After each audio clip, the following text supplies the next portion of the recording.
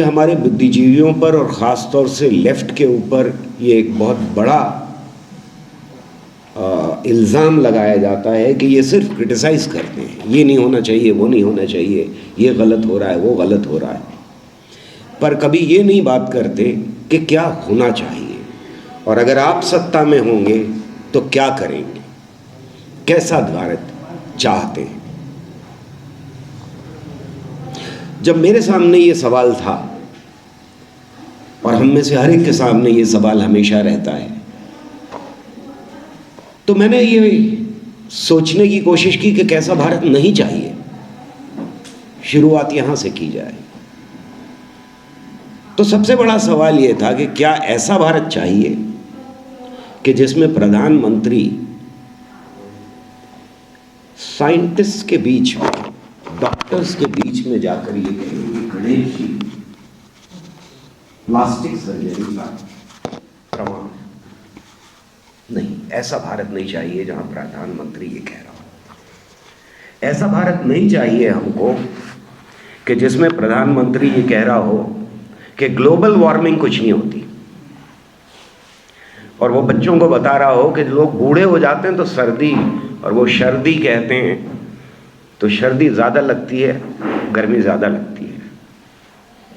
ऐसा भारत नहीं चाहिए जहाँ पर एक मिनिस्टर ये बात कहे कि मुझे इसलिए यकीन नहीं है डार्विनिज्म के अंदर क्योंकि हमारे पूर्वजों ने बंदरों को इंसान बनते नहीं देखा है, और फिर वो ये कहे कि डार्विनिज्म को हटा देना चाहिए करिकुलम से। वो खुद केमिस्ट्री में एमए था। ऐसा भारत नहीं चाहिए जहां एक चीफ मिनिस्टर ये कहे कि हमारे यहाँ इंटरनेट मौजूद था पुरातत्व काल में, टेलीविज़न मौजूद था, और ये प्रमाण है कि हमारे यहाँ रॉकेट मौजूद था, और रॉकेट अगर मौजूद था तो सैटेलाइट मौजूद था, और सैटेलाइट मौजूद था तो हमारे पास न्यूक्लियर बॉम्ब थे, वगैरह वगैरह। एक ऐसा भारत भी नहीं चाहिए जहाँ एक जज ये कहे कि रिप्रोक्रिएशन जो पीकॉक का होता है वो आंसू पी करके होता है। ये बात जो है दोस्तों, ऐसा लगता है कि इस पे हम हंस सकते हैं, इसे टाल सकते हैं, इसको कह सकते हैं कि बेवकूफ़ हैं, जाहिल हैं, और उसके बाद हम आगे बढ़ जाएं। अगर हम में से कोई ये बात कह रहा हो, या सड़क पे कोई ये बात कह रहा हो, या धर्म संसद में ये बात कह रहा हो कोई, तो इसे टाला जा सकता है। लेकिन दुनिया के सबसे बड़े लोकतंत्र का प्रधानमंत्री अगर ये कह रहा है, तब फिर ये बात सीरियस है। इसको हंस के नहीं टाला जा सकता, इसको मुस्कुरा के नहीं टाला जा सकता, इसको जाहिल कह के एक तरफ नहीं रखा जा सकता, क्योंकि फिर ये दो तरह के इम्पैक्ट पैदा करती है ये बात, जो हमें दिखाई देते हैं। एक तरफ देश बदनाम होता है, दुनिया भर में बदनाम होता है, क्योंकि 70 साल में जो आपने कमाया है कि इस देश में मैथमेटिक्स करने वाले, और मैथमेटिक्स का रोल बड़ा रोल रहा है, साइंस के क्षेत्र में हमने तरक्की की है, और बहुत सारे मुल्कों के मुकाबले में हमने सैटेलाइट्स लॉन्च किए हैं, हमने न्यूक्लियर एनर्जी के ऊपर कंट्रोल हासिल किया है। ये जो कुछ आपका सरमाया था, ये सारा सरमाया ख़त्म हो जाता है, और जब बदनामी होती है, ख़ास तौर से साइंस के एरिया में बदनामी होती है, तो फिर दूसरी साइंटिफिक कम्युनिटीज़ आपके साथ कंधे से कंधा मिलाकर खड़े होने से इनकार कर देती है। तो एक तो दुनिया में बदनामी, और साइंस बिना इंटरनेशनल कोऑपरेशन के चल ही नहीं सकती, तो उस कोऑपरेशन के ऊपर एक बड़ा हमला होता है। और दूसरा, देश के अंदर जो इम्पैक्ट होता है वो हमें साफ दिखाई दे रहा है। धर्म संसद से लेकर के जो गुरु इधर उधर बिलबिलाते फिर रहे थे अब तक, उनको एक स्ट्रेंथ मिलती है। और ये एक पॉलिसी इंस्ट्रूमेंट की तरह से तंत्र यूज करना शुरू कर देता है। उसको एक मैसेज जाता है कि अब देश साइंटिफिक टेम्पर की तरफ नहीं जाएगा, बल्कि अब आप इम्प्यूनिटी के साथ साइंटिफिक टेम्पर के खिलाफ कहीं भी कभी भी कैसे भी बात कर सकते हैं। अब करिकुलम में ज़रूरत इस बात की नहीं है स्कूल में आप बिना डर के एंटी साइंस बातें कर सकते हैं। आपको अब साइंस एग्जीबिशंस लगाने की ज़रूरत नहीं है और वो सारे फंड्स डाइवर्ट कर दिए जाते हैं, ख़ास तौर से नॉर्दर्न इंडिया में, और चीज़ों के लिए। जो लिटरेसी मूवमेंट है उसके ऊपर एक घातक हमला होता है। तंत्र को ये पता लग जाता है कि अब कर सकते हो। उन्हें ज़रूरत नहीं इस बात की कि स्कूलों में, कॉलेजेस में, यूनिवर्सिटीज़ में अब फोकस साइंटिफिक टेम्पर या साइंस की टीचिंग के ऊपर हो। और इसके साथ शुरू होता है बड़ा हमला सोशल साइंसेस के ऊपर, जो हमें हिस्ट्री के मैदान में, सोशियोलॉजी के मैदान में और लिटरेचर के मैदान में साफ दिखाई देता है। तो एक ऐसा स्टेटमेंट जिसको हम ये कह देते हैं कि ये बेवकूफ़ आदमी ने 2AB जाके निकालने की कोशिश की और हंस के टाल दो, ख़त्म कर दो, ऐसा है नहीं। इसका इम्पैक्ट होता है। लेकिन इसके इम्पैक्ट के लिए हमें वापस हिस्ट्री में भी देखना चाहिए। लगभग 150 साल का इतिहास है मॉडर्न साइंस के ऊपर डिस्कशन का हमारे देश में, आज़ादी से पहले का। ऐसा नहीं है कि ये जो कॉन्सेप्ट्स थे जिनको हम साइंटिफिक टेम्पर के अंदर डिफाइन करने की कोशिश करते हैं, परिभाषा साइंटिफिक टेम्पर की जिसमें चीज़ें आती हैं उस पर मैं अभी आता हूँ। इसका इतिहास हमारे देश में 2-2.5 हज़ार साल पुराना रहा है। लेकिन जिसको हम मॉडर्न साइंस कहते हैं और मॉडर्न साइंस का मेथडोलॉजी कहते हैं, उसका लगभग 150 साल का है इतिहास हमारे देश के अंदर। अगर और पीछे जाएं तो हमें दिखाई देता है कि चारवाक फिलॉसफी मौजूद है, जिसको धूल के नीचे और कास्ट सिस्टम के स्ट्रक्चर के नीचे दबाने की कोशिश की गई। हमें मालूम है कि गौतम बुद्ध का स्टेटमेंट मौजूद है हमारे पास कि किसी बात पे इसलिए यकीन नहीं करो कि वो तुम्हारे टीचर ने बताई है, गुरु ने बताई है, तुम्हारे किसी बड़े ने बताई है या तुमने कहीं पढ़ी है। जब तक परख ना लो तब तक उस बात पे यकीन ना करो, और जब परख लो तो उसे मानवता की भलाई के लिए इस्तेमाल करो। तो हमारे यहाँ डिबेट ऐसा नहीं है कि फ़िलॉसफी में और रिलीजन में नहीं रही। ये डिबेट बहुत पुरानी डिबेट, लेकिन जिसको हम मॉडर्न साइंस कहते हैं, जो कॉपरनिकन रेवोल्यूशन के बाद शुरू होती है यूरोप के अंदर। गलीलियो के ज़माने में वो उसको एक बड़ा बूस्ट मिलता है, और फिर उसके बाद न्यूटन तक आते आते वो मैच्योर हो जाती है पूरी तरह से।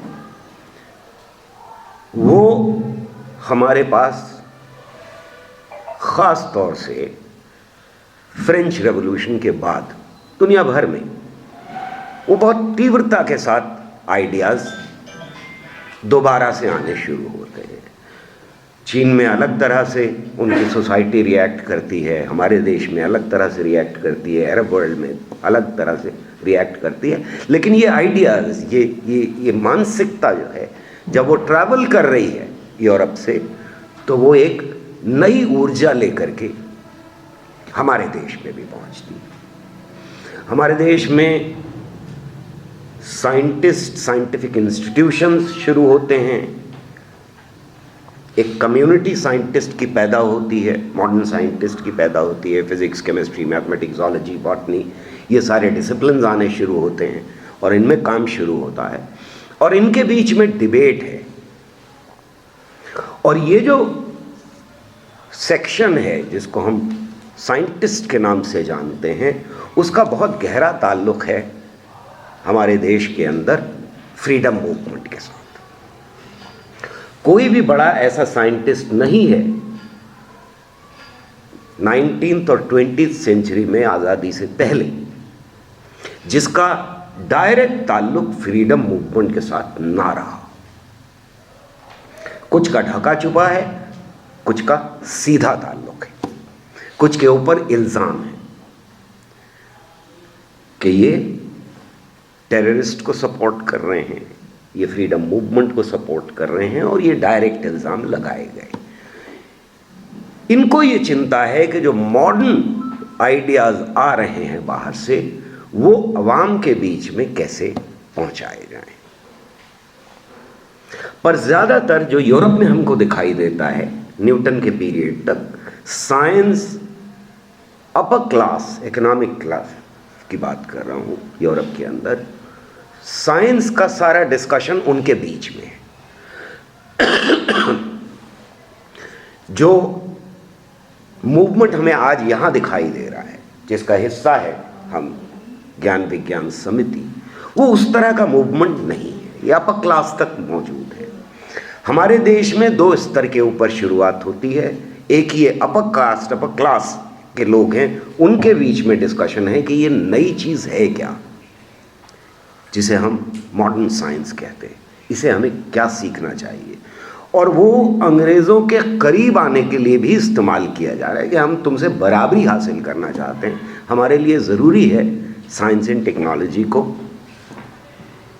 उसके ऊपर उबूर हासिल करना, उसको सीखना, समझना, और दूसरे लोगों की कंडीशन बेहतर करने के लिए भी इस्तेमाल हो रहा है। तो ट्रांसलेशंस हो रहे हैं, उसके लिए छोटे छोटे पर्चे निकलने शुरू होते हैं। कोशिश करते हैं लोग कि किसानों के बीच में भी जाएं, और ये डिस्कशन लगभग 150 साल में अलग अलग रास्तों से गुजरता हुआ, अलग अलग तरह की बात करता हुआ आगे बढ़ता रहता है, और इसका विस्तार होता जाता है। South India, north India, east, west, सब जगह छोटे छोटे छोटे छोटे ग्रुप्स बन रहे हैं। इसमें इस लेवल की भी बात हो रही है जिसमें एक इंडोलॉजिस्ट ये कहते हैं, जो बहुत मंडेन लेवल की बात है, कि अगर फसल उगाएं और प्लस पूजा करें तो इतने सेर अनाज पैदा होगा, अगर फसल उगाएं, पूजा ना करें तो भी उतने ही सेर अनाज पैदा होगा। तो इक्वेशन से ये साबित हुआ कि पूजा करने से अनाज की पैदावार बढ़ेगी नहीं। ये इस लेवल का भी डिस्कशन हमारे यहाँ मौजूद है, और इस लेवल का भी डिस्कशन मौजूद है कि मैं 40 साल से लड़कों को पढ़ा रहा हूँ, और वो समझते हैं और सर हिलाते हैं और मुझसे एग्री करते हैं कि राहु केतु कुछ नहीं होते, ये शैडो है जो पड़ती है, उसकी वजह से इक्लिप्स होता है। लेकिन जैसे ही इक्लिप्स होता है और ड्रम बजना शुरू होते हैं, वो क्लासों से भाग जाते हैं, निकल करके जुलूस ज्वाइन कर लेते हैं, खाना पीना बंद कर देते हैं और पूजा पाठ में लग जाते हैं। तो ये सारे डिस्कशन चल रहे हैं। एक बड़ा नाम है सैयद अहमद ख़ान, वो अपना पर्चा निकालते हैं साइंस को लेकर के, वो साइंस के फेवर में है बिल्कुल, पूरी तरह से मॉडर्न साइंस की बात कर रहा हूँ। लेकिन वो एक लेख लिखते हैं कि ये बेवकूफ़ी और बेकार की बात है कि कोई कहे कि धरती घूम रही है,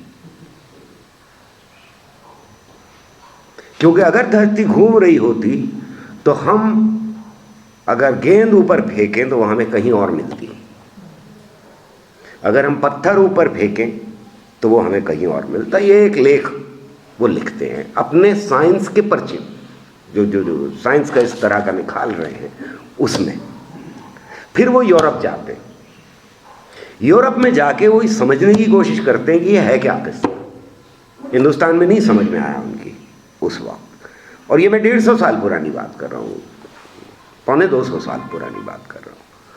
वहाँ वो समझ के जब वापस लौट के आते हैं कि ग्रेविटेशनल फोर्स क्या है और उसका क्या इम्पैक्ट होता है, और पत्थर और बॉल वापस वहाँ आपको इसलिए मिलते हैं, तो वो माफ़ी नामा लिखते हैं और दूसरा लेख लिख करके वो समझाने की कोशिश करते हैं कि हाँ, ज़मीन घूम रही है।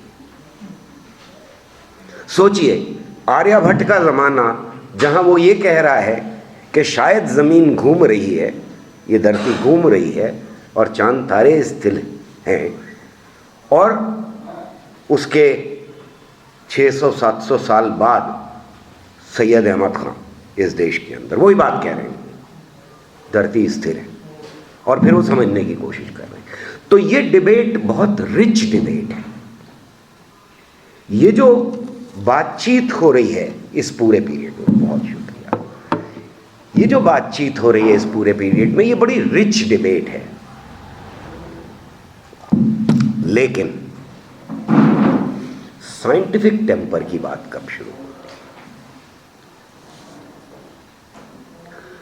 है? एक पॉलिटिशियन है, अधेड़ उम्र का है, उसने अपनी स्टूडेंट डेज में ट्राइपॉस किया था इंग्लैंड में, उसके बाद उसका डायरेक्टली कोई ताल्लुक अपरेंटली साइंस एंड टेक्नोलॉजी से दिखाई नहीं देता।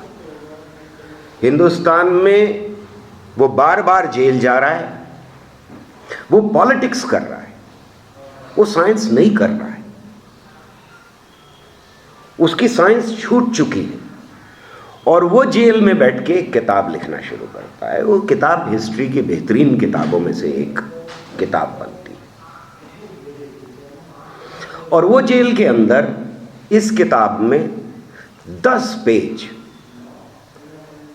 हैं, जहां ये 500 पेज की किताब है, 500-550 पेज, 10 पेज हैं जिनमें वो साइंटिफिक टेम्पर का जिक्र करता है रिलीजन और फिलॉसफी के साथ।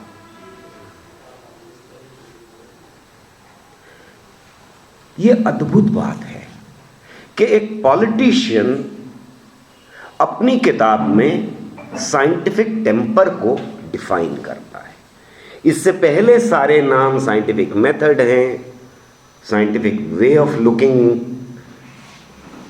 एट नेचर है, साइंटिफिक विजन है, सारी चीज़ें मौजूद हैं हमारी डिबेट में। लेकिन क्लियरली डिफाइन करना साइंटिफिक टेम्पर को, ये काम एक पॉलिटिशियन करता है। मुझे क्यों ये बात अद्भुत लगती है? क्योंकि वो बहुत क्लियरली 2-3 तरह से डिफाइन कर रहा है, और इतने क्लियरली इससे पहले किसी ने डेफिनेशन साइंटिफिक टेम्पर की इतने क्लियरली नहीं दी थी। डिसएग्रीमेंट हो सकता है आज हमारा उस डेफिनेशन से कि भाई ये इनकम्प्लीट हो सकती है, कुछ लोग कह सकते हैं कि नहीं, कंप्लीट डेफिनेशन देती है, पर वो 2-3 तरह से डिफाइन कर रहा है। एक बात वो ये कहता है कि जो कुछ लेबोरेटरी में किया जाता है उसका 4 दीवारी से बाहर इस्तेमाल साइंटिफिक टेम्पर है। जो कुछ साइंटिफिक लेबोरेटरी में हम सीखते और करते हैं उसका इस्तेमाल 4 बाउंड्रीज के बाहर समाज में अगर किया जाए तो वो साइंटिफिक टेम्पर कहलाएगा। दूसरी जगह बड़ी अद्भुत डेफिनेशन है, वो भी कमाल की है। Scientific temper is temper of a free man. आज़ाद मनुष्य, अब वो उस ज़माने में थे, तब तक फेमिनिस्ट मूवमेंट स्ट्रांग नहीं हुआ था, तो फ्री मैन कर कह रहे हैं, वरना शायद वो फ्री वुमन या फ्री ह्यूमन का इस्तेमाल करते। तो इस पे आज हमें ऑब्जेक्शन हो सकता है,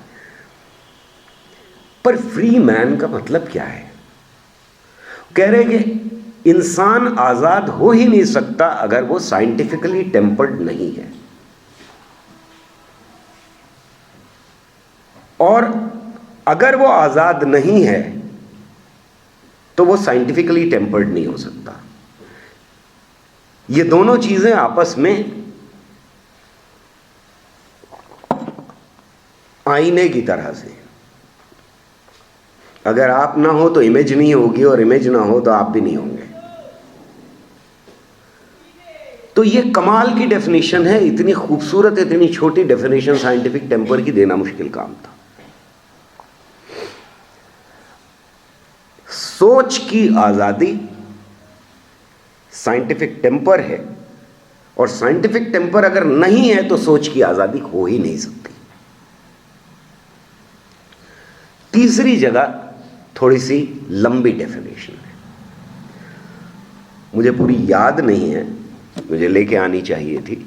उसका ट्रांसलेशन कुछ इस तरह से मैंने किया था कि ये सोच, उसमें 3 चीजें वो कह रहे हैं। पहली चीज वो ये कह रहे हैं कि ये नई खोज और नई रिसर्च करने की सलाहियत है। ये पहला कंपोनेंट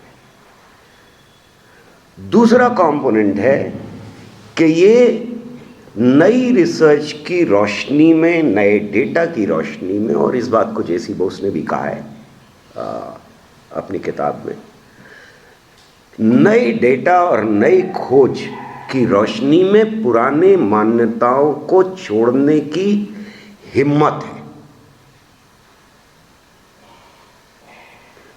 ये बहुत जरूरी है समझना।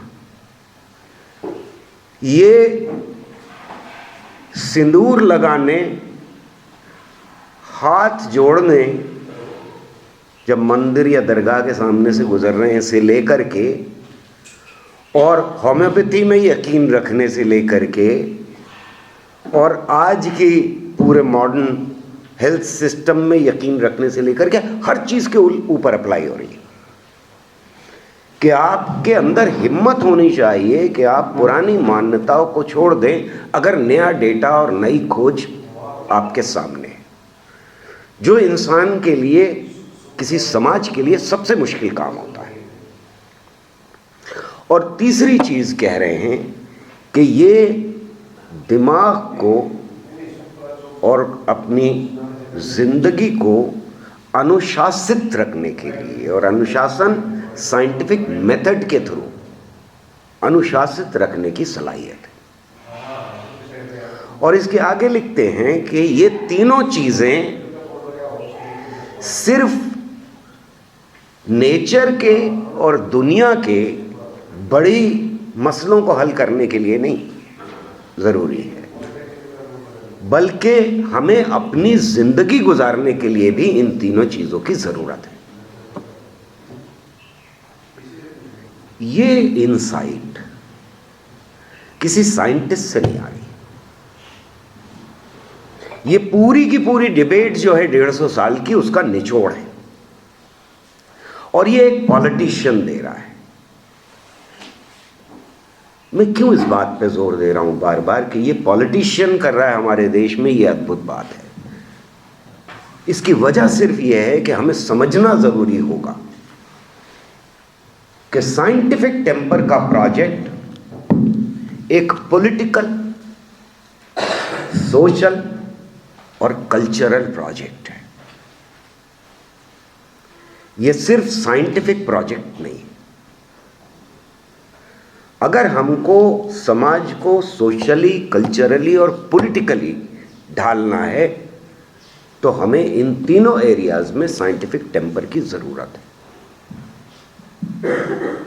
और इसलिए ये प्रधानमंत्री, जो पहला प्रधानमंत्री बनता है पंडित जवाहरलाल नेहरू, और जिस किताब का मैंने जिक्र किया वो डिस्कवरी ऑफ इंडिया है, लिखता है तो ये 10 पेज आजाद हिंदुस्तान में बहुत इंपॉर्टेंट हो जाते हैं।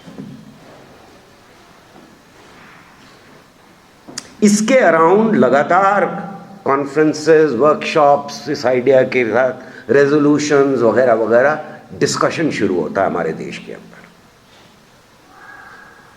आजाद हिंदुस्तान में।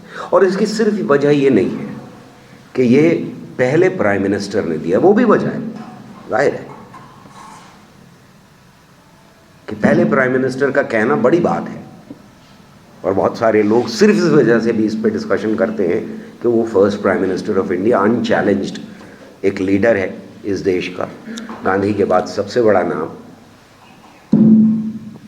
उसने ये बात कही है। लेकिन यहां दो बातों का जिक्र करना जरूरी है। एक तरफ मेरी समझ कहती है कि ये इसलिए इंपॉर्टेंट है कि प्रोग्रेसिव फोर्सेस जिसमें कम्युनिस्ट शामिल हैं और बहुत स्ट्रांग हैं इस देश के अंदर, जो इस देश की जहनियत को, इस देश की कॉन्शियसनेस को ढाल रहे हैं उस वक्त, और उसका इम्पैक्ट खुद कांग्रेस के ऊपर और दूसरी पार्टीज के ऊपर बहुत गहरा है। सोशलिज्म को लोगों तक पहुंचाना, सोशलिज्म की सोच को पहुंचाना, सोशलिज्म के ढांचे के बारे में बात करना, ये डिस्कशन आम जनता के बीच तक कम्युनिस्ट और सोशलिस्ट ही लेकर के गए थे। लेफ्ट ऑफ द सेंटर जो लोग थे वही लेकर के गए थे, और वो उस वक्त बहुत स्ट्रांग थे। इसके कहने में मुझे कोई आपत्ति नहीं। एक तरफ ये जो लेफ्ट फोर्सेस हैं उनको एक अपॉर्चुनिटी दिखाई देती है इस डिबेट के अंदर, साइंटिफिक टेम्पर फैलाने के प्रोजेक्ट के अंदर, क्योंकि वर्किंग क्लास तक और किसान तक पहुंचने की तरीके उनको बहुत अच्छी तरह से पता है, और उनके बीच में वो बहुत स्ट्रांग है। तेलंगाना से लेकर के नॉर्थ इंडिया तक सब तरफ, बंगाल वेस्ट में ट्रेड यूनियंस बहुत स्ट्रांग हैं, किसानों की यूनियंस बहुत स्ट्रांग हैं इस वक्त। लेकिन मिडिल क्लास तक अगर पहुंचना है, जहां से कैडर आना है, उसके लिए साइंटिफिक टेम्पर का प्रोजेक्ट बहुत इंपॉर्टेंट प्रोजेक्ट है लेफ्ट फोर्सेस के लिए। और इसलिए हमें केरला में और जगह साइंस मूवमेंट किसी न किसी लेवल के ऊपर लेड बाय लेफ्ट फोर्सेस उभरता हुआ दिखाई देता है। और दूसरी तरफ बूर्जुआजी को, इस देश के कैपिटलिस्ट को भी साइंटिफिक टेम्पर की ज़रूरत है, इस डिबेट की ज़रूरत है, क्योंकि वो मोबिलाइज करना चाहते हैं यूनिवर्सिटीज़ और यूनिवर्सिटीज़ से बाहर पैसा, इंफ्रास्ट्रक्चर और साइंस एंड टेक्नोलॉजी में लगाने की ज़रूरत उनको इसलिए भी है कि यहाँ से साइंटिस्ट और टेक्नोलॉजिस्ट निकलेंगे जो उनकी फैक्ट्रीज में काम कर सकते हैं, जिनकी बहुत कमी है। और इसलिए आज़ादी से पहले ओमी जहांगीर भाभा हों या एस.एस. भटनागर हों, ये बात लगातार कह रहे हैं कि जब हिंदुस्तान आज़ाद होगा तो हमको साइंटिफिक और टेक्निकल मैन पावर की बड़े लेवल के ऊपर ज़रूरत होगी। ये बात हमारे देश का कैपिटलिस्ट भी जानता है, और ये जो कैपिटलिस्ट है वो सरकार और लेफ्ट फोर्सेस का ऑब्जेक्टिव बेसिकली ऑलमोस्ट एक ही है कि इस वक्त ज़रूरत है इस देश में साइंटिफिक टेम्पर की डिबेट की। ये कंसेंसस, व्यापक कंसेंसस है देश में, जिसमें सब शामिल हैं, सब अग्री करते हैं, सिवाय रूढ़िवादी विचारधारा रखने वाले डिवाइसिव फोर्सेस की। इसमें से आप रिलीजियस फोर्सेस को बाहर कर दीजिए, वो चाहे हिंदू हो या मुसलमान हो। जाहिर है कि मुसलमान डिवाइसिव फोर्सेस डिवीज़न के बाद बहुत वीक हो गए थे इस देश के अंदर, और उनकी अपनी ऑर्गेनाइजेशन नहीं बची थी, क्योंकि मुस्लिम लीग पूरी की पूरी लॉक स्टॉक एंड बैरल चली गई थी। पर हिंदू महासभा और आरएसएस इस प्रोजेक्ट का हिस्सा नहीं है। लेकिन गांधी के मर्डर के बाद वो भी बहुत कमज़ोर हो गए। मैं अक्सर ये कहा करता हूँ कि आरएसएस की सबसे बड़ी गलती जो थी वो गांधी को मारना है। अगर उन्होंने गांधी को नहीं मारा होता तो वो कहीं पहले सेंटर स्टेज में आ जाते। गांधी को मारने की वजह से इस देश की जनता ने उन्हें बहुत ज़माने तक माफ़ नहीं किया, कई जनरेशन्स ने माफ़ नहीं किया, और इसलिए उनको इतनी देर लगी सेंटर स्टेज तक पहुंचने में। पर ये उस प्रोजेक्ट का हिस्सा नहीं थे, साइंटिफिक टेम्पर के। लेकिन एक व्यापक ज़रूर कंसेंसस था इस देश में कि आगे आने वाले वक्तों में साइंस एंड टेक्नोलॉजी और साइंटिफिक टेम्पर आधार होगा हमारे डेवलपमेंट का। और इसलिए 1958 में, मैं बहुत लंबी बात तो नहीं कर रहा हूँ, जब आप लोग थक जाएं तो बंद कर दूंगा, क्योंकि साइंटिफिक टेम्पर मेरे दिल के बहुत करीब है, इसलिए बहुत देर बोलता रह सकता हूँ। 1958 में हमारा देश दुनिया का पहला देश बनता है जहां SPR या साइंटिफिक पॉलिसी रेजोल्यूशन पार्लियामेंट में पास किया जाता है। इससे पहले और कोई किसी देश के अंदर ऐसी मिसाल नहीं है कि पार्लियामेंट ने एक रेजोल्यूशन पास किया हो जो साइंटिफिक टेम्पर के फेवर में हो, साइंस एंड टेक्नोलॉजी को आधार माने देश पूरा आगे आने वाले डेवलपमेंट का। मैंने वो डिबेट पढ़ी है,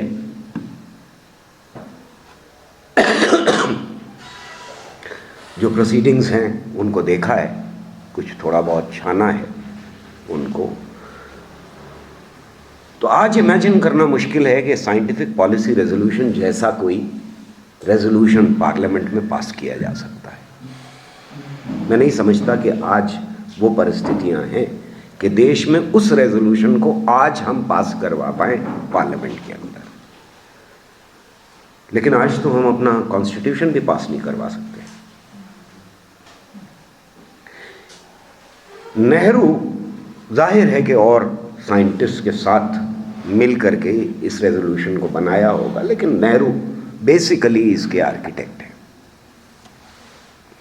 नॉर्मली पार्लियामेंट में ये होता है कि जब कोई बिल लाया जाता है या कोई रेजोल्यूशन लाया जाता है या अमेंडमेंट लाया जाता है किसी पुराने उसके अंदर, तो कॉपीज डिस्ट्रीब्यूट कर दी जाती हैं। जो जिसका बिल होता है या जिस मिनिस्ट्री की तरफ से पेश हो रहा होता है, मिनिस्टर खड़ा होता है, कहता है द बिल इज टेबल्ड, अब डिस्कशन शुरू हो जाए इसके ऊपर।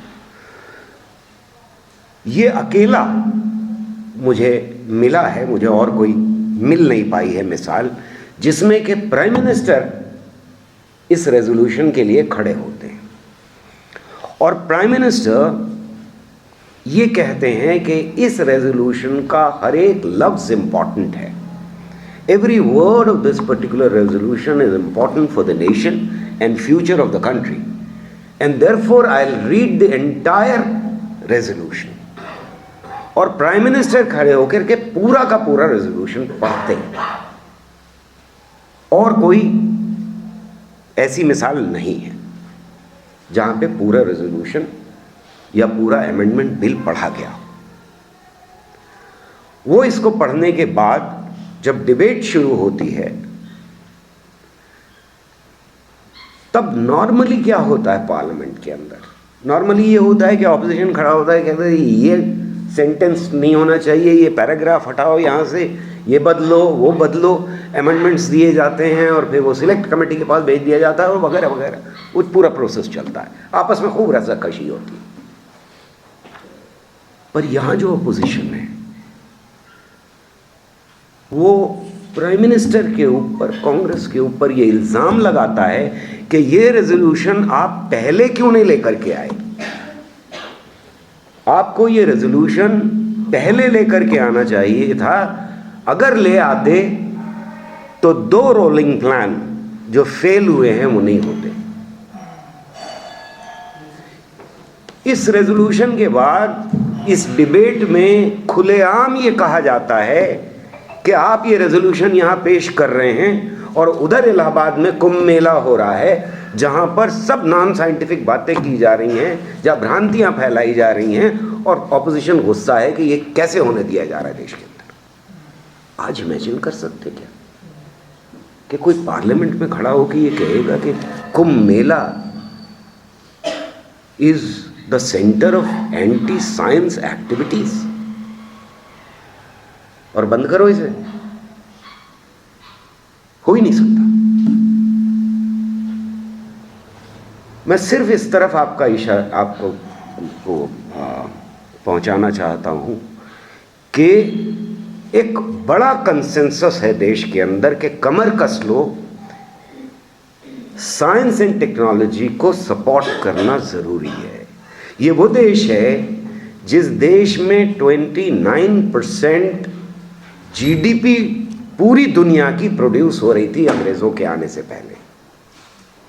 बहुत कहा जाता है कि ये मुगलों ने बर्बाद कर दिया और ये कर दिया और वो कर दिया।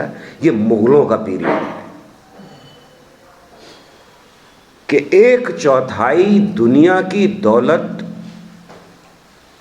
इस देश में पैदा हो रही है और लगभग 1/4 चाइना में पैदा हो रही है,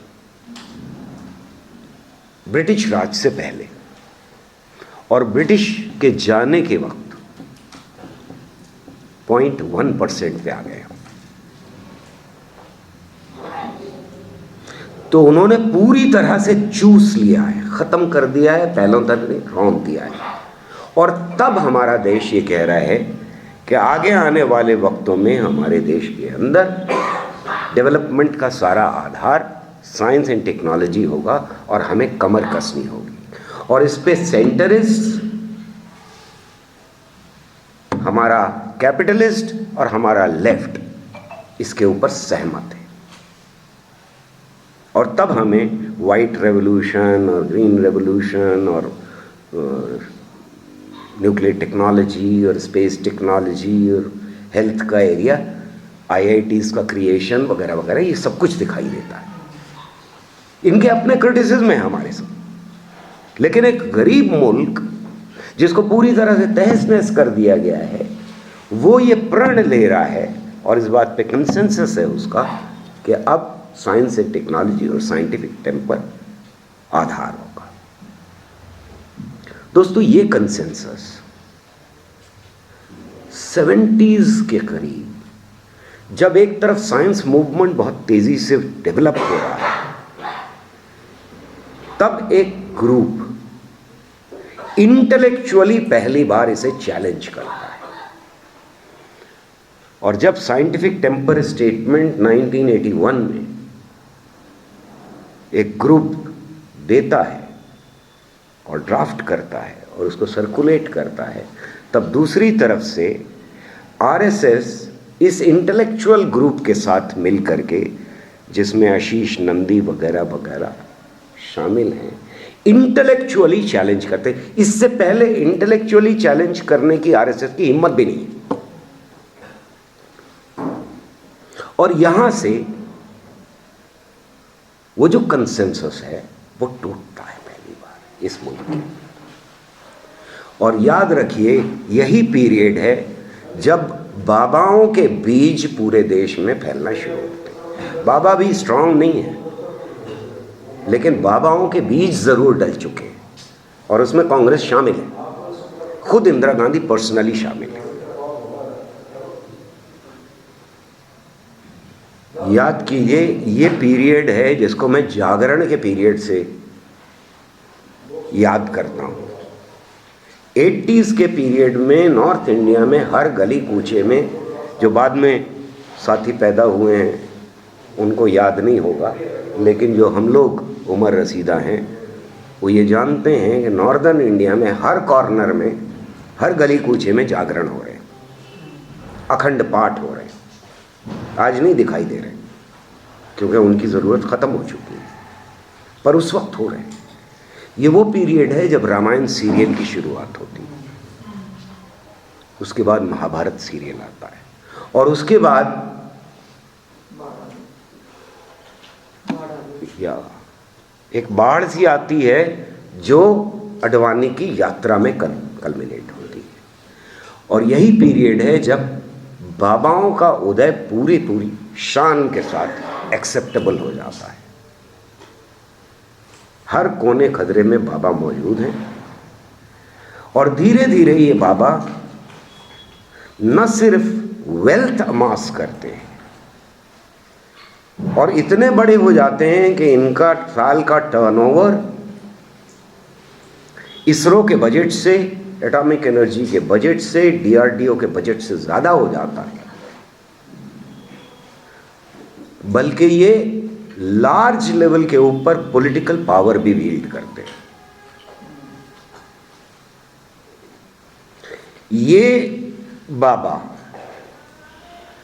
उनमें से हैं जिनकी छत्र छाया में, अगर आपने वो वीडियो देखा हो, और आप सबने देखा होगा मुझे पूरा यकीन है, जिसमें अडवाणी, मुरली मनोहर जोशी, अटल बिहारी वाजपेयी वगैरह वगैरह सब इनके पैर छू रहे हैं।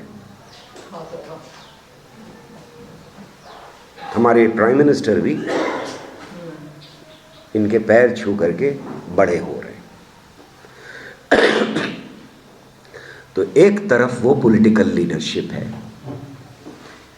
जो बेस्ट ऑफ द माइंड के साथ जिसकी परवरिश हो रही है, जिसमें नेहरू हैं, गांधी हैं, पटेल हैं, आज़ाद हैं, एक गैलेक्सी।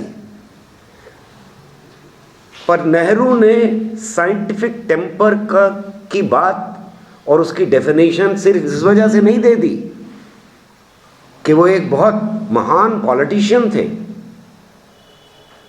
बल्कि वो महान पॉलिटिशियन साइंटिफिक टेम्पर की बात इसलिए कर पा रहा था कि उसकी पॉलिटिकल ग्रूमिंग इस देश के बेहतरीन दिमाग के बीच में हुई थी। न सिर्फ इस देश के बल्कि दुनिया का बेहतरीन दिमाग था जिसके साथ उनके करीबी ताल्लुकात थे। जेडी बर्नाल से लेकर के आइंस्टाइन तक के साथ डिस्कशन मौजूद है।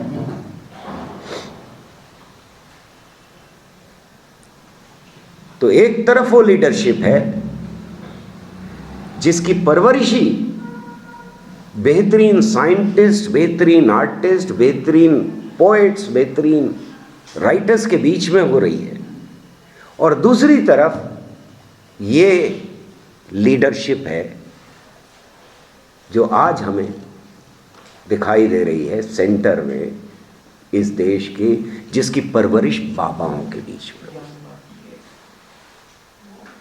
अगर बाबाओं के बीच में परवरिश होगी तो फिर प्राइम मिनिस्टर बनने के बाद वो आदमी ये कहेगा ही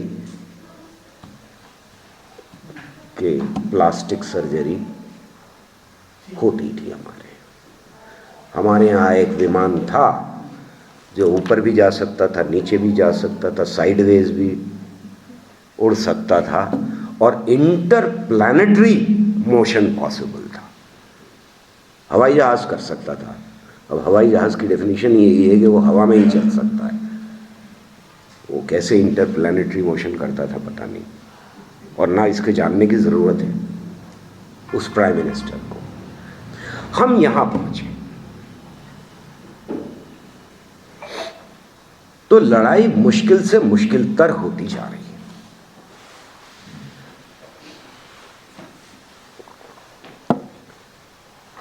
ये साइंटिफिक टेम्पर का और साइंटिफिक टेम्पर के ऑपोजिशन का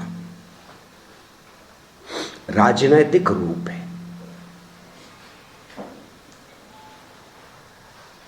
अब इस लड़ाई में, इस रस्साकशी में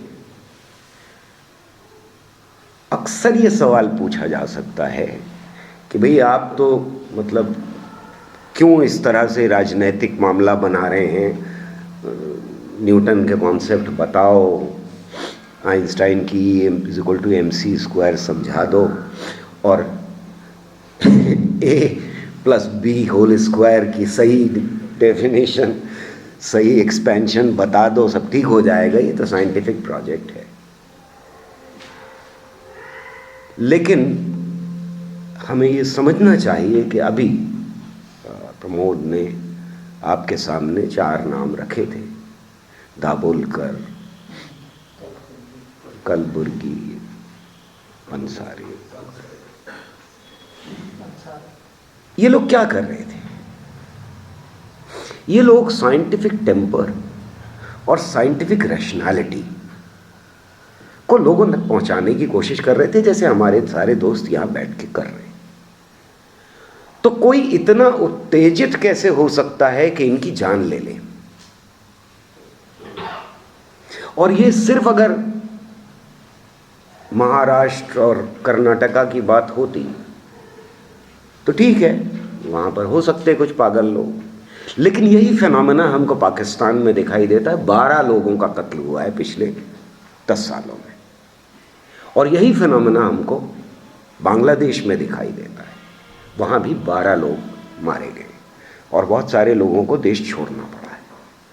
तो कोई कैसे इतना उत्तेजित हो सकता है, और क्यों हो सकता है, क्यों होना चाहिए कि वो जान ले ले इस बात के ऊपर कि आप न्यूटन के बारे में बात कर रहे हैं, आप आइंस्टाइन के बारे में बात कर रहे हैं, आप धरती के बारे में बात कर रहे हैं, आप एवोल्यूशन के बारे में बात कर रहे हैं, आप कॉस्मोस के बारे में बात कर रहे हैं। क्यों?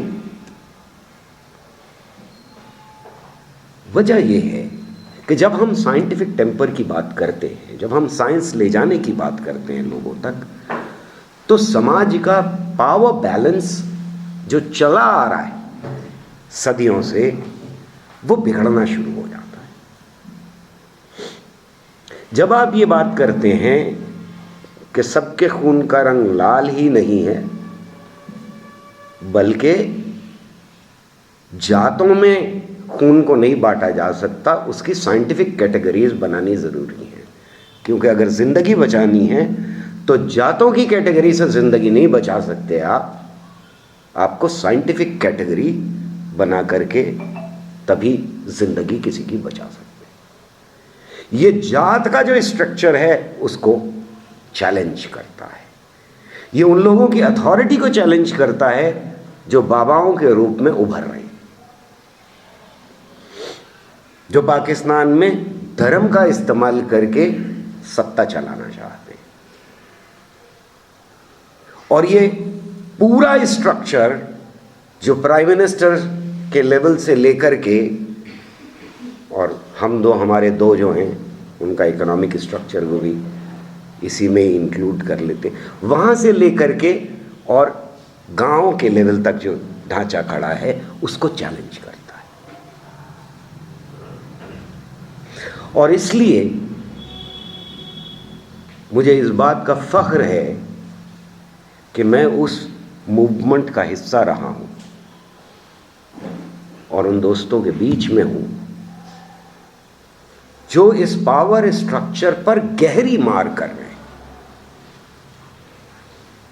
जब हम साइंस और साइंटिफिक टेम्पर को लेकर के आम जनता के बीच में जाते हैं तो फिर हम नेहरू की डेफिनेशन की तीनों चीज़ें कर रहे होते हैं। पुरानी मान्यताओं को छोड़ने की लगातार बात कर रहे होते हैं और वो पुरानी मान्यताएं छूटना शुरू होती हैं जब हम साइंस मूवमेंट का हिस्सा होते हैं। इसको हो सकता है कि आज लेफ्ट मूवमेंट उतनी उस तरह से ना समझता हो जिस तरह से कल तक समझता था कि हमें लोगों के बीच में जाना चाहिए। हो सकता है कि लेफ्ट, ऑर्गेनाइज्ड लेफ्ट की वो सपोर्ट आज ना हो साइंस मूवमेंट के लिए, क्योंकि और बहुत सारे इश्यूज सामने मौजूद हैं। इकोनॉमिक इश्यूज हैं, सोशल इश्यूज हैं, रिलीजियस इश्यूज हैं। लेकिन अगर कुछ देर पा और लंबी मार कर सकता है तो वो साइंस मूवमेंट ही कर सकता है। पॉलिटिकल मूवमेंट, इकोनॉमिक मूवमेंट्स जितने भी हैं वो सारे इमीडिएट लड़ाई का हिस्सा तो हो सकते हैं, लेकिन देर पा लड़ाई वो नहीं है। लंबी लड़ाई जिसकी जरूरत है हमें, वो साइंटिफिक टेम्पर की ही लड़ाई है। और इसीलिए साइंटिफिक टेम्पर कि जब हम लड़ाई लड़ रहे होते हैं तो फिर वो हर लड़ाई का हिस्सा होना चाहिए। वो किसान मूवमेंट हो उसका भी हिस्सा होना चाहिए, वो एंटी कास्ट मूवमेंट हो उसका भी हिस्सा होना चाहिए, वो वर्किंग क्लास का मूवमेंट हो उसका भी हिस्सा होना चाहिए, वो महिलाओं के लिए संघर्ष का भी हिस्सा होना चाहिए, और वो कम्युनल फोर्सेस के खिलाफ जब आप खड़े हो रहे हैं तो उसका भी हिस्सा होना चाहिए। इस बात को मुझे कहते हुए कोई शर्म नहीं आ रही है कि पूरी तरह से हमारा लेफ्ट और प्रोग्रेसिव मूवमेंट नहीं समझा है कि वर्किंग क्लास के अंदर कितना जरूरी है साइंटिफिक टेम्पर के साथ जाना। हमारा किसान मूवमेंट का हिस्सा उसको बनाना कितना जरूरी है। अगर आपको महिलाओं के हकों के लिए लड़ना है तो उसका हिस्सा बनना, साइंटिफिक टेम्पर को और साइंस मूवमेंट को उसका हिस्सा बनाना कितना जरूरी है। मैं ये समझता हूं कि ये लड़ाई चौतरफा होने जा रही है।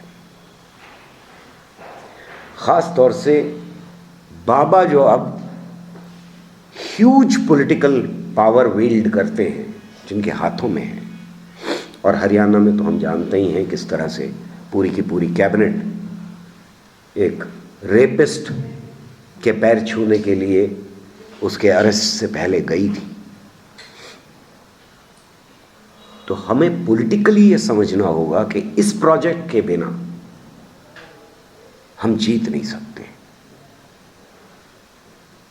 क्योंकि उधर से साइंटिफिक टेम्पर के ऊपर सबसे बड़ा हमला है और ये हमला बढ़ता जाएगा। अगर हिंदू राष्ट्र बनाना है तो वो साइंटिफिक टेम्पर के साथ नहीं बनाया जा सकता। फिर तो आपको ये बात लगातार कहनी ही पड़ेगी कि सीता टेस्ट ट्यूब बेबी थी। वो जरूरत है उनकी। सम्मित पात्रा जब ये डिबेट हो रही थी एनडीटीवी के ऊपर, उन्होंने मुझे बुलाया भी था कि प्लेन ऊपर नीचे इधर उधर जा सकता है, और ये साइंस कांग्रेस के अंदर, इंडियन साइंस कांग्रेस के अंदर ये प्रेजेंट किया गया था पेपर। तो मैंने सम्मित पात्रा से एक सीधा सवाल किया कि आप ये बताइए, डॉक्टर हैं, आपको यकीन है इस बात के ऊपर? वो एकदम सन्नाटे में आ गए थे उस वक्त। कुछ पलों के लिए जवाब नहीं बन पड़ रहा था उनसे, लेकिन पॉलिटिक्स हावी हो गई और जो आंखों में, चेहरे में एक कॉन्ट्रडिक्शन दिखाई दे रहा था कि क्या जवाब दूं, वो बहुत जल्दी रिजॉल्व हो गया और उन्होंने कहा हाँ, मुझे यकीन है। तो ये पॉलिटिक्स का हिस्सा है उनकी साइंटिफिक टेम्पर के ऊपर प्रहार करना, और इसको हमको पॉलिटिकली ही लेना पड़ेगा। यहाँ बहुत सारे साथी अपनी अपनी ऑर्गेनाइजेशन से आए हैं, वर्किंग क्लास के अंदर भी काम करते हैं और आम जनता के अंदर भी काम करते हैं। मेरे ख्याल में इस पर गहरा चिंतन करने की ज़रूरत है, और जैसा प्रमोद ने कहा, ये चिंतन लगातार करना पड़ेगा, क्योंकि प्रहार भी चौतरफा है। इसके लिए हमें रोज नई स्ट्रैटेजीज निकालनी पड़ेंगी। हम ये तो सोच सकते हैं कि लॉन्ग टर्म हमारे ऑब्जेक्टिव क्या हैं, लेकिन जैसे जैसे उनकी स्ट्रैटेजीज बदलेंगी हमें भी अपनी रिस्पॉन्स बदलना पड़ेगा, और इसलिए ये वर्कशॉप बहुत इंपॉर्टेंट होगी। पिछले हफ्ते जो कुछ हुआ है वो न सिर्फ ये कि कम्युनल है, न सिर्फ ये कि वो हिंसक है, बल्कि अगर आप मुझसे पूछें तो वो साइंटिफिक टेम्पर के ऊपर भी बहुत बड़ा प्रहार है, वो हमारे कॉन्स्टिट्यूशन के ऊपर भी बहुत बड़ा प्रहार है। वो सिर्फ एक यूनिडायमेंशनल चीज़ नहीं है कि हाँ भाई मुसलमानों का नरसंहार करने की कॉल दे दी है तो मुसलमान जाने और हिंदू जाने, हमारा तो कोई लेना देना नहीं। वो बहुत अच्छी तरह से समझते हैं कि वो क्या कर रहे हैं, और जो कुछ हुआ है उसका क्या मल्टी डायमेंशनल इम्पैक्ट होने जा रहा है। मुल्क बहुत बड़ा है, बहुत बड़ी स्पेस है, और वो न सिर्फ ये कि मुट्ठी भर हैं, बड़े हैं, पर आज भी वो मुट्ठी भर हैं। उनको अगर स्टेट सपोर्ट ना हासिल होती तो वो बहुत बुज़दिल भी हैं। कल की मीटिंग में मैंने यही बात कही थी कि भाई इनको भर के एक ट्रेन पे लिख करके कि ये लड़ाई भड़ाई एक्सप्रेस है, पाकिस्तान या अफ़गानिस्तान भेज दो। वहाँ पे ये सब जो पुरानी मुग़लों ने क्या किया और इन्होंने क्या किया और उन्होंने क्या किया, वहाँ हैं ना बैठे हुए मुसलमान फंडामेंटलिस्ट, उनसे लड़ लड़ा के सारे हिसाब बराबर करके आ जाएंगे। हमें इस मुल्क के अंदर आराम से जीने दें, साइंटिफिक टेम्पर की बात करने दें, पर ये वहाँ नहीं जाएंगे और वहाँ के फंडामेंटलिस्ट यहाँ नहीं आएंगे। ये सबसे कमज़ोर तबके के ऊपर लगातार प्रहार करते रहेंगे और वहाँ से इनको स्ट्रेंथ हासिल हो। अगर इनको स्टेट का संरक्षण ना हो, तो अभी हम बात कर ही रहे थे, तो ये वापस बिलों में चले जाएंगे। और इसलिए पॉलिटिकली बीजेपी को हराना बहुत जरूरी है। ये साइंटिफिक टेम्पर की लड़ाई का हिस्सा है और मैं ये भी उम्मीद करता हूं कि ये जो कुछ हुआ है उसमें हमारा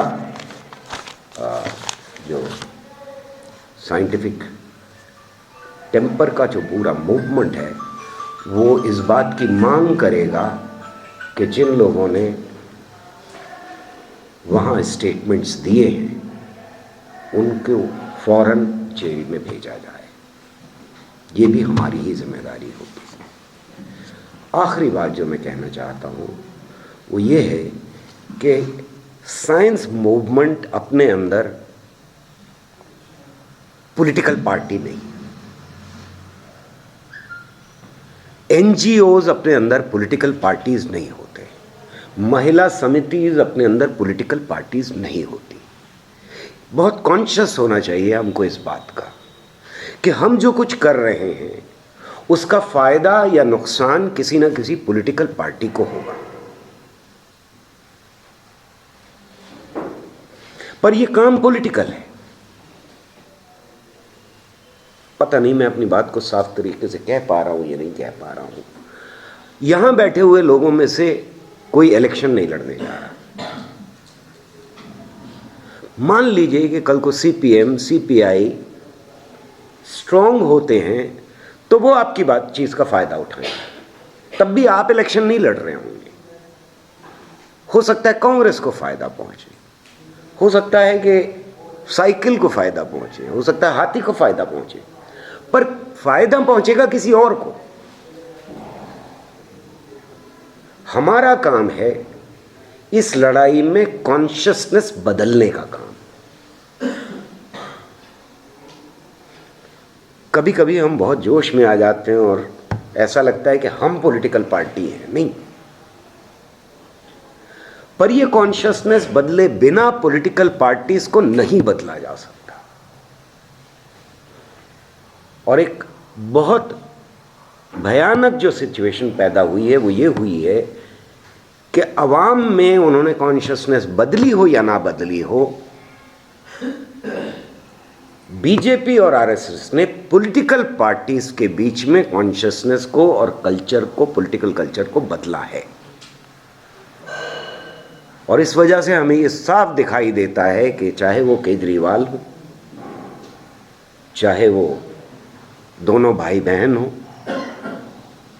वो अपने हिंदू होने को वील्ड करते फिर रहे हो, उसका झंडा बना रहे। मनीष सिसोदिया जो कल तक सिर्फ एजुकेशन की बात कर रहे थे, अब वो मंदिर तक जाते। पॉलिटिकल कल्चर बदला है इस मुल्क का। और आज कोई भी पार्टी पूरी तरह से सड़कों पर इनके खिलाफ उतरने को इसलिए तैयार नहीं है कि उन्हें डर लग रहा है कि हिंदू वोट दूर चला जाएगा। हमें ये बताना होगा, सिखाना होगा, डेमोन्स्ट्रेट करना होगा कि ऐसा नहीं। अगर सेक्युलर पार्टीज को लड़ना है तो हिंदू वोट साइंटिफिक टेम्पर की आधार के ऊपर उनसे दूर नहीं जाएगा।